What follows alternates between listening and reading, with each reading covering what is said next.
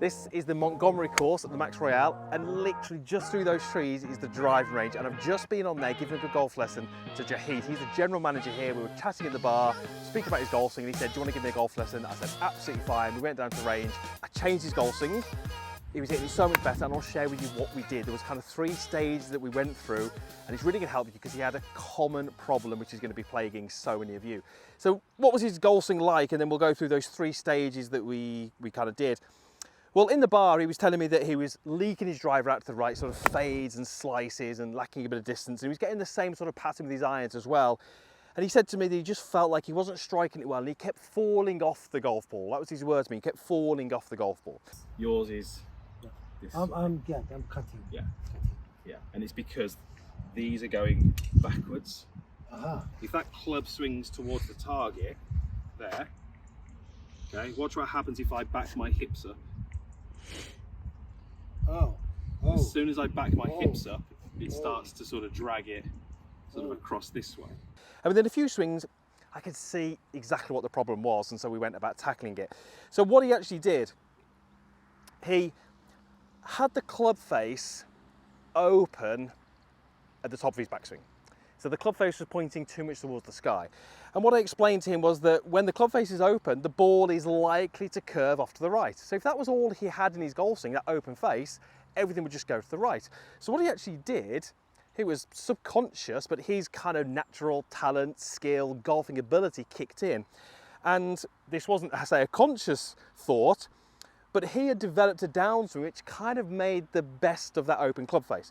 So because that ball was going to curve to the right, he was making a downswing where he backed up his hips, he swung the club out and steep and across to the left of the target, because if he swung the club to the left and the ball curved to the right, it'd sort of head towards the target rather than away from the target.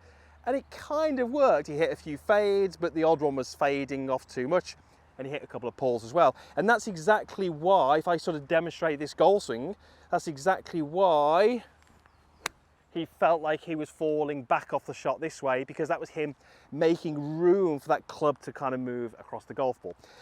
So the first thing I wanted to do with him was give him a little exercise. I wanted him to straight away feel what a good impact was going to be like, feel what a good path was going to be like, and feel what a neutral club face was going to be like.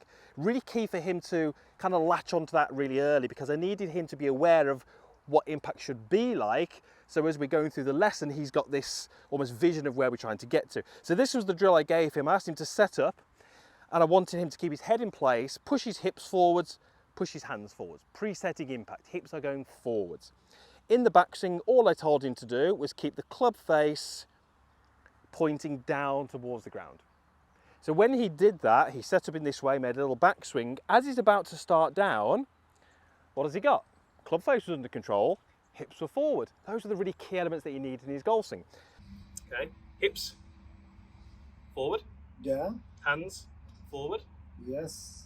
And you're going to point the club down. Down there. Keeping these forward. At this stage, I needed a drill to get that. I couldn't just say to him, do this, and he would have done it, so I had to give him a drill to make it a little easier. And what we started to see was he was able to start and hit some shots which had a very, very different curve on the golf ball.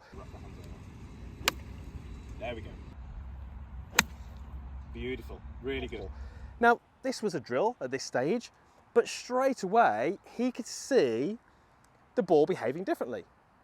And that told me that the golf club was doing something different at impact. He told him that the golf club was doing something different at impact. And straight away, that gave him a lot of confidence that what we were moving in towards was pretty much what he needed to do. So that was the first little exercise. And, you know, we did a couple of these. They weren't long swings, but we started to get him to really start to feel what this impact were like. And straight away, he started to finish more on his lead side, weight here, more balance, not falling off the shot. Second stage was really trying to get him to kind of go from a normal position, set up, and then move into that position. So it's a little bit more difficult. We're trying to get him to move into the correct position now. So how did I do that? Well, he kind of knew what he had to do. I needed a visual reference. We're in Turkey, we're at the Montgomery at the Max Royale. The sun is out, I had to make use of that. So we got him to stand in a position where the shadow the sun was directly behind him and his shadow was out in front of him. And you can see us doing this drill here. And all I really said to him was, I'm going to put a golf ball on his hip so he could see where that was. He could make a backswing, keeping his shadow on that golf ball. And then he needed to shift forward of that golf ball so he could really start to see how much movement he had.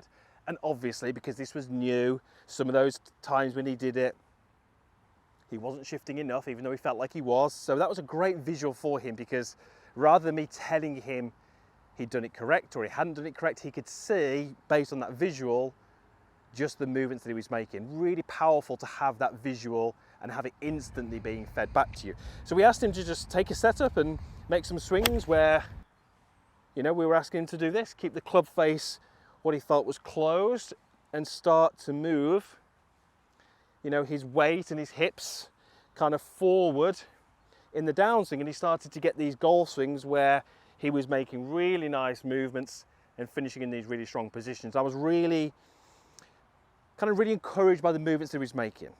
So the final stage was kind of saying, okay, how do we take everything we've learned and how do we take these new positions and how do we actually get them to happen in a golf swing? This is the kind of, almost the hardest part for many golfers. You might be the same, you might have had lessons and you can do the drills and you can do it at slow speed, but how do you actually progress it to go in at full speed and actually take it on the course? So I wanted to give him some cues, not technical thoughts, really, just cues. So we spoke about turn, push, release. Those are the 3 cues I gave him. He was controlling the club face much better. So I wanted him to, in the backswing, feel like he turned the club face down to the ground. Okay, really simple. So turn the face down to the ground, push the hips to the target, and release the club through. Turn, push, release. Simple. Okay, 3 things that he could focus on that were kind of more concepts, more ideas.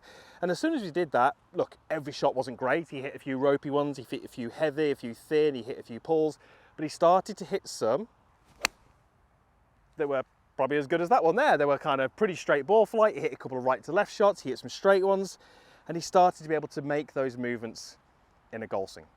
Really key, because the release was really key to this, because previously he had been opening and swiping across it without any release on the club. We needed him, once those hips were forward, I needed him to really feel like he was letting that club go. And the reason that he wasn't doing that, grip tension.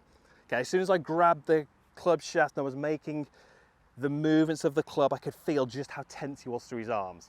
So that last little phase of it, that releasing the club, came from him really trying to reduce his grip pressure, feeling he was more relaxed in his arms, in his wrists, in his grip. That was key, because without that last little piece, he would probably have just still left the club face open and hit the ball out to the right. So there's going to be many of you who kind of experience those same things. You know, your weight going back, cutting across the ball, fading the driver. Go through that little sequence. Start with a drill, create a visual feedback, take it to a full golf swing. And I think you're going to get very similar results to Cahit did today. So great, really enjoyed that lesson. It's always nice to see a new student making some really positive changes. And I really hope there's something in there that can help you as well.